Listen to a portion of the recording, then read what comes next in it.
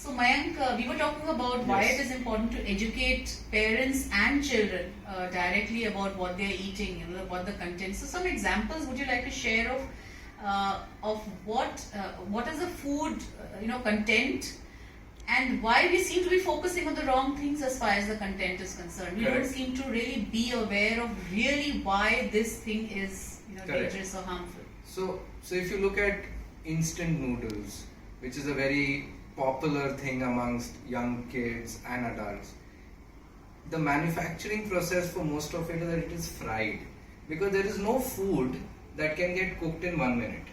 The fact that it is getting cooked is because it is pre-cooked. So it is fried, it has salt, high salt. So a small child of 7 to 8, if it requires half a teaspoon of salt, it might be getting most of its salt from that just one meal, and it also has sugar added. So you are not just eating maida, but you're eating all of this junk. We इसको कहते हैं zero nutrition. There is no nutrition in this food, बस पेट भरता है. And the child therefore wants to have more food. And then preservatives, additives. That is I think that is part of anything which you buy Which is processed. from the market, because you make a healthy meal and you leave it out on your table for 5 days and it will have fungus. Any food which you're buying in a shop in 40 degrees in summer, it is lying for 6 months, it's not getting fungus. It's logical that you have done something to make the shelf life increase. The other very interesting example is biscuits. I think it's a favorite with adults. It's a favorite with kids. With adults, what I say is that you have a tendency of having 2 rusk biscuits, 2 rusks with your chai. Now, if I went back and told you is that 2 badam katli or a kaju katli has the same sugar as that rusk, but the kaju katli has dry fruits, it has khoya, which is healthy. The rusk has maida, sugar, which has nothing. So our choices are wrong. We also make wrong choices for children. We give them a cream biscuit. We give them something, but we will maybe not give them a rasgulla. A rasgulla has 1.5 teaspoons of sugar. 3 cream biscuits have 3 to 4 teaspoons of sugar. A rasgulla is boiled. It is not fried. It is made of chhena, which we know is healthy. Yes, it has sugar. A cream biscuit is made of maida.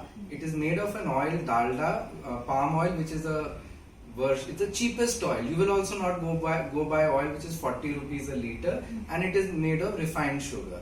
So I think these are examples where we are making wrong choices. So what about things like samosas and jalebis, which have been eaten for ages in India? I understand that they are not our traditional food, but what do you say about that? Isn't that junk food too? We keep attacking burgers and pizzas and Maggies, but what about our traditional food? What Yeah, is it your is. view on that? It is. So it is not meant to be a meal. A samosa, jalebi is not meant to be a meal. But if you look out at all the mithais, the laddus are made of besan. A besan laddu is made of besan, which is chickpea, which is made, hummus comes out of it, which we know is super healthy. It is made of gourd. It may be made of chini and sugar. Lot of mithais are made of khoya, milk base. We want to give a milk supplement in our milk. We want to give some tonic to the child to increase the calcium, but these are all milk based. I also feel people need to be educated that the same mithai, Yes. our traditional mithais, the way they are made today in this commodified, industrialized manner versus the way they were traditionally made were very different.